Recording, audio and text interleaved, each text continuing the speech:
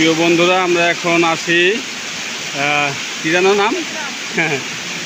এটা হচ্ছে সীতাকুণ্ড। নামটাই তো ভুলে গেছি। একটি ঝর্ণায় আসছি।